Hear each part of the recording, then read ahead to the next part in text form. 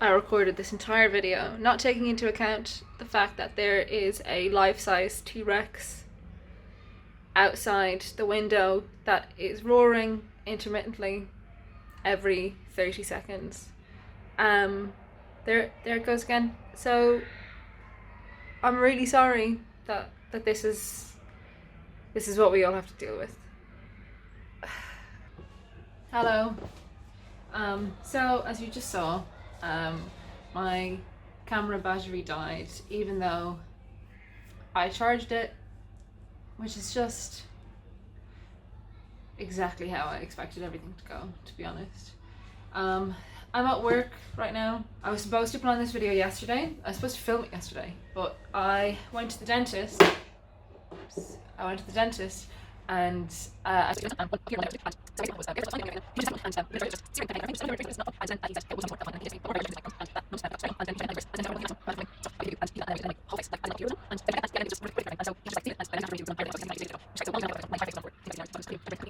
and I slept. I ended up passing out for like 8 hours and I woke up at 10 p.m. So I'm at work now. I just came in for a delivery. I guess the easiest thing for me to do for this video is to probably just follow on from what Hannah and Kim were doing, which is like outlining my work, my job, and how I got to this point. Like I said before, I studied film. While I was in university, I got a part-time job to pay my way, and that job was as a waitress. So I did that part-time. I was at uni during the week when I went, and I was at work Friday, Saturday, Sunday.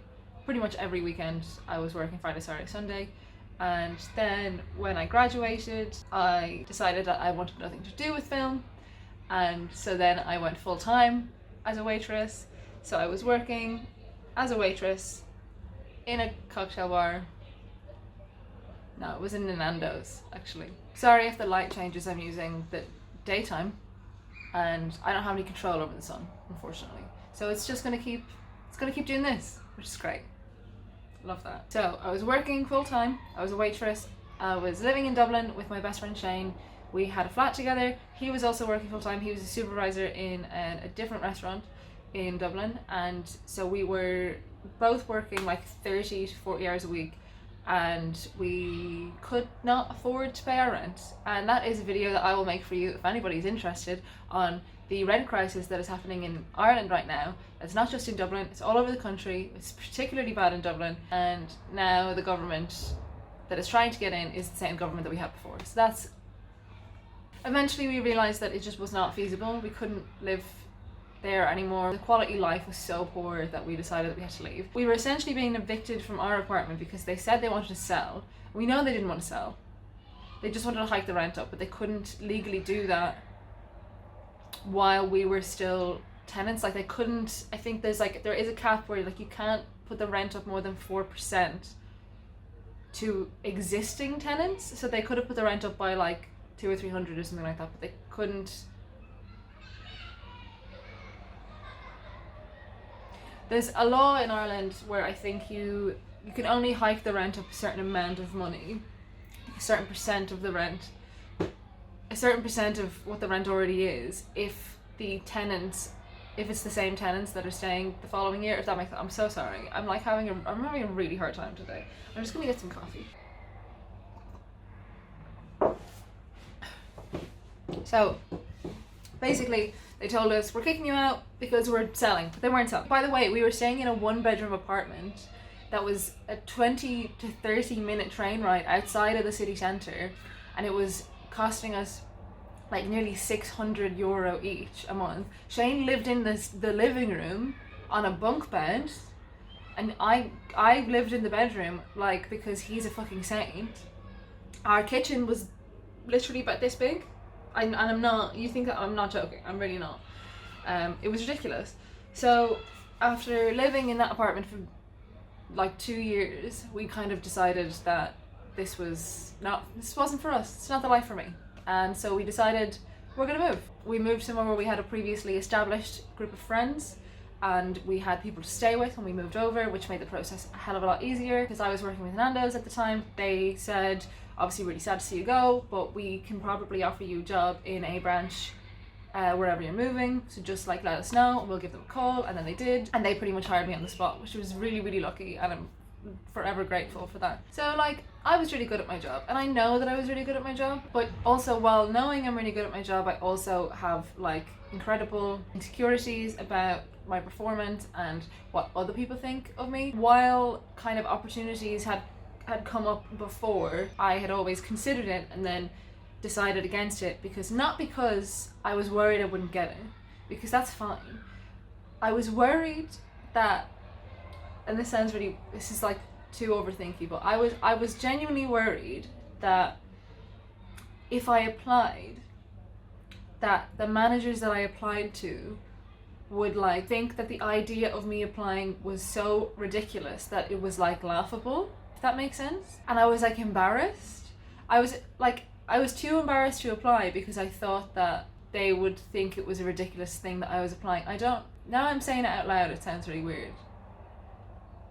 Basically, I never applied because I thought, oh well, I mean, I'm not good enough anyway. In less than a year with moving here, I decided, oh, like fuck it, I'm just going to apply because I wasn't doing anything else. I thought that it would be a really good way to kind of upgrade my skill set. I knew that there was a lot of things that I could learn from being a manager, and I was 24 when I applied, and I just thought it was like about time for me to have some kind of responsibility. And so anyway, I applied and I got it. The best thing that I learned from being a restaurant manager, was not what I thought it was going to be, if that makes sense. So I thought like it's going to be great to learn how to like deal with money, it's going to be great to learn the business side of things and finances, and because I know nothing about that, I don't know anything about business, you know, conflict resolution and all this kind of stuff, and that is stuff that I was excited to learn, because I think, and I did learn that. The thing that I have found most useful that I've learned is actually how you talk to people, like how you deal with like staff, because and by no means I don't think that I'm like a mean person or a rude person. I don't think that about myself at all, but I do think that before I became a manager, I had a tendency to allow how I was feeling about myself or about anything that was going on in my life affect the people around me. I think I have quite an infectious personality, which could be very good and also can be very bad. It's been a really big step forward for me to be able to have shit going on at home and still come in and still build other people up. And like, don't get me wrong, I have bad days and I let people know that I'm having bad days, but it's nowhere near what it used to be. And like learning how to constructively criticize people in ways that don't make them feel bad about themselves, because a lot of managers don't know how to do that. So I worked as a restaurant manager for, I think it was probably about like 9 or 10 months. I worked through one of the busiest summers that the restaurant ever had. It was difficult. It was really difficult, but it was good. It was a really great learning curve for me. I couldn't have gotten this job without what I learned from that job. So while I was working at Nando's, I was also doing part-time bar work at a venue, and this was kind of more for, it was to get some money on the side. So I would use whatever money that I earned from the bar work kind of on myself. I was very close friends with everybody on the bar. That made coming to work, it wasn't like coming to work, I did it for fun, really, to be honest. So I would work in the restaurant, and then 1 or 2 evenings a week I would come and I would work on the bar. And bar work is so vastly like night and day to restaurant work, which is also really nice, because you can really like let off some steam. Because in a restaurant, if you have a customer that is horrible and is being horrible to you, you have to kind of appease them as best as you can. You can't, obviously, if they're being horrific, you can kick them out. If they're being abusive, sure. But generally, unless they're being abusive, there's nothing that you can really do about it. You just have to be apologetic and kind of get on with your day, which is really hard for me. Just really, really difficult for me to do, and I find it really emotionally draining. It was very, very difficult. Whereas when you work in a bar, it's different, because it's mostly drunk people. And if someone's being an arsehole, you can just tell them that they're being an arsehole. And then it was through the bar work where I got the opportunity to apply for the kitchen in the same venue. So this job would mean that I was completely in charge. I would have my own team. I would have full control of the kitchen, full control of my rota and the team's rotas. I have supervisors who can cover shifts pretty much whenever I need them to.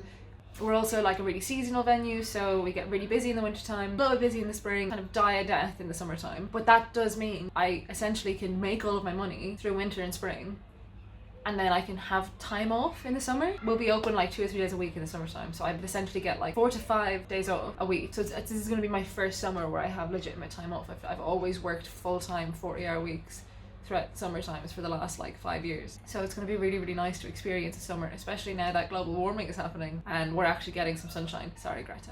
Having this job provides me with a lot more free time to work on stuff that I really want to be working on. I obviously don't want to do this forever, but this is a really great place to be right now for me, especially now where I'm trying really hard to get back into being creative and writing and making stuff. I have the time to do that now. So now the only thing getting in between me and kind of those creative goals is my brain. So I went for my ADHD assessment. That was 2 weeks ago. Basically, I'm waiting on my full report. That's going to be emailed to me probably by the end of the week, maybe tomorrow, I'm not sure. I have been diagnosed, which is great.